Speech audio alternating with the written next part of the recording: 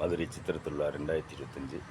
மதுரை வடக்கு ஆவணி மூலவிதி வாழ்ந்த மதுரையின் மணிமேகலை குஞ்சரம்மாள் 1800களில் தாது வருட பஞ்சத்தின் போது தேவதாசி குலத்தில் பிறந்து அல்லது இசைவியலாளர் மரபில் பிறந்து தன் சொத்து பத்துக்களை எல்லாம் விற்று கஞ்சி தொட்டி மூலம் கஞ்சி பசியாற்றியவர் குஞ்சரம்மாள். மணிமேகலை எப்படி அச்சய பாத்திரத்தின் மூலம் பசியாற்றினாரோ அதுபோல் 1800 மதுரை தாது வருட பஞ்சத்தில் மக்கள் பசியாறிய தாய்மை உள்ளத்துக்கு சொந்தக்காரர்.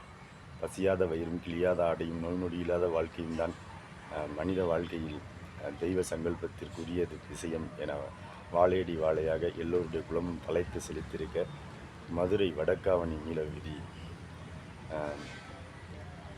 இசைவியலாளர் மரபைச் சேர்ந்த குஞ்சரம்மாள் அவர்கள் போல எல்லோரும் வாழையடி வாழையாக பசியாத வயிறு கிளியாத ஆடை நோய் நொடி இல்லாத வாழ்க்கையோடு வாழ வாழ்த்துகிறேன். மதுரை மீனாட்சி அம்மன் கோயில் சித்திரை திருவிழாவில்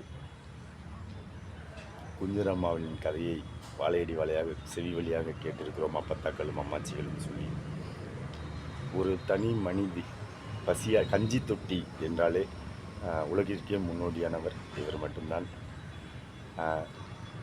தன் இறப்பின் போது 8 ஈக்கள் கூட வராத மகாகவி பாரதியார் என்று வைரமுத்து சொல்லியிருப்பதை போல அல்லாமல் குஞ்சரம்மாளின் மரணத்திற்கு மதுரையை சுற்றி இருக்க எல்லோரும் பசியாறிய கோடிக்கணக்கான மக்கள், லட்சக்கணக்கான மக்கள் ஒரு